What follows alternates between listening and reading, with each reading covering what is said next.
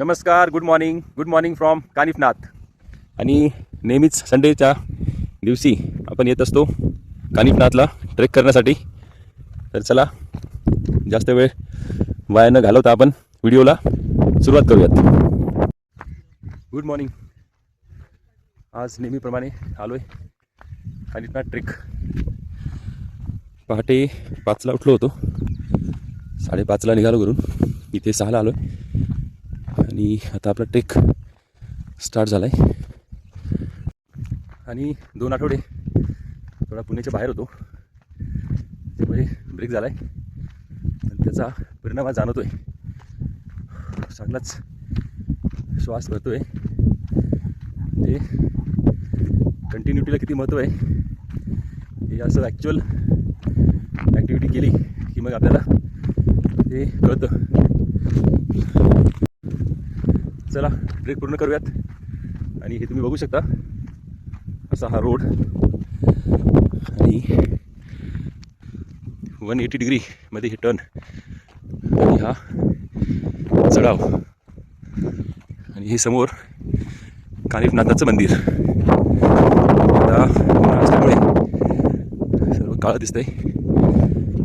एकदा पाऊस सुरू झाला की इथे प्रचंड हिरवळ दाटते. चला, ट्रेक पूर्ण करूया. हा इकडे तलाव आहे. पावसाळ्यात हा तुडुंब भरून वाहतो. आता बघा, उन्हाची इतकी तीव्रता आहे की हा तलाव पूर्ण कोरडा झाला आहे. मी गेल्या 3-4 वर्षात पहिल्यांदा पूर्णपणे कोरडा झालेला हा तलाव बघितला. म्हणजे उन्हाची तीव्रता किती आहे याचा अंदाज येतो. टोटल हा 4 किलोमीटरचा ट्रेक आहे, ज्यातलं 2.5 किलोमीटर हे ग्रॅज्युअली वाढत जाणारी चढ आहे. याने होतं काय की आपली लंग्सची, हार्टची कॅपॅसिटी आपल्याला कळते. खूप छान ट्रॅक आहे हा. ग्रॅज्युअली उंची वाढत जाते, तर एकदम शरीराला लोड नाही येत. स्लोली हार्टबीट्स वाढतात. आता आपण आलो आहे ऑलमोस्ट शेवटच्या टप्प्यावर. हा शेवटचा टप्पा आहे. इथून वरती गेलं की ट्रेक संपतो. आणि इथून तुम्ही हे बघू शकता, छान असा परिसर. आणि उंची बघून तुम्हाला अंदाज येईलच की आपण किती वरती आलो आहे. आणि सूर्यदेवताही आलेत दिवसभर आग ओकण्यासाठी. आणि हा आहे शेवटचा टप्पा. इथे ट्रेकचा एंड होतो आणि इथून साधारणतः 1.5 किलोमीटर फ्लॅट लँड आहे, ज्यावर वॉक करत आपण मंदिरापर्यंत पोहोचतो. हा फ्लॅट रोड, हा नवीन रोड झाला आहे बिवडी ते कानिफनाथ. आणि या संपूर्ण रस्त्याने आपण कारने, बाईकने येऊ शकतो. जर तुम्हाला पूर्ण ट्रेक करायचं नसेल तर थोडंसं कारने या, बाईकने या, पार्किंग करा बाजूला आणि वॉक करत तुम्ही वरती येऊ शकता. आणि हे समोर कानिफनाथ मंदिर झूम करून दाखवतो. आज वरती जात नाही आहे मी, कारण की थोडा जरी उशीर झाला तर खूप गरम व्हायला लागतं, उन्हाचे चटके जाणवतात. आणि खाली आपली ट्री प्लांटेशनची साईटही आहे, तर ती साईट तुम्हाला दाखवायची आहे. तर चला, आता आपण इथूनच देवाला नमस्कार करूयात आणि परत निघूयात. ऑन द वे हे मंदिर आहे गोरक्षनाथ.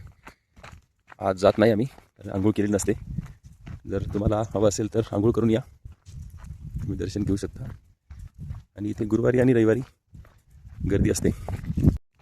असा हा रोड आहे. आता चांगलं उजाडलं आहे, 7:30 वाजलेत, तर तुम्हाला कॅमेऱ्यात स्पष्टपणे दिसेल. बघा, हा जाण्याचा वरती रस्ता आणि हा आता खाली उतरण्याचा.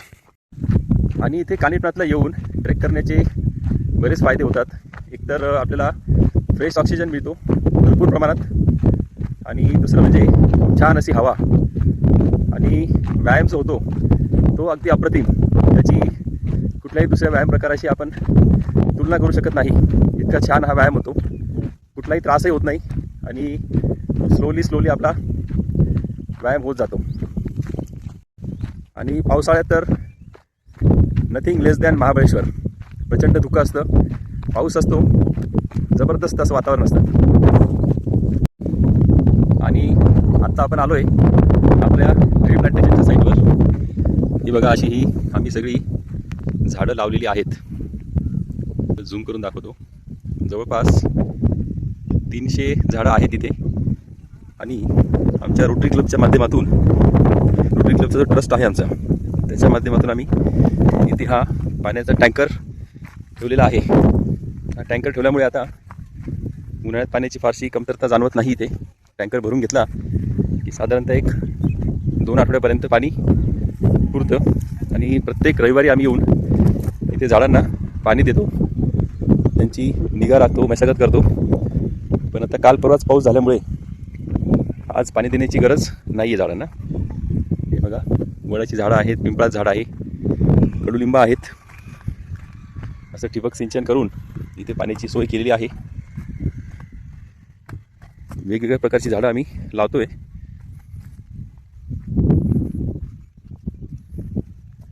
मित्रांनो, आय होप तुम्हाला माझे व्हिडिओ आवडत असतील तर नक्की चॅनलला सबस्क्राईब करा, व्हिडिओला लाईक करा, शेअर करा, कमेंट करा, जेणेकरून माझा उत्साह वाढत राहील.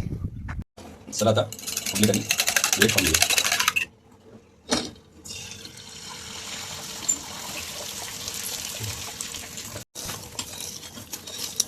मसाला पाहिजे का? प्लेनच.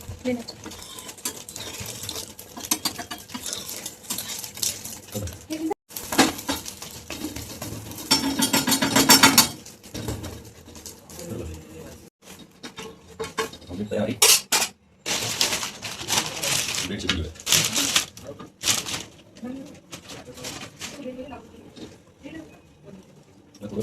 तूप पण आहे सध्या जरा.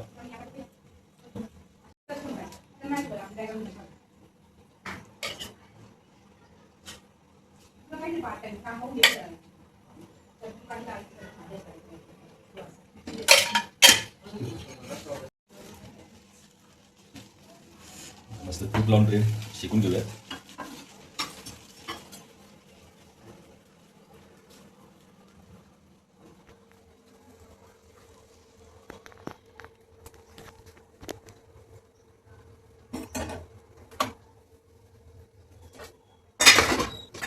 Go and eat.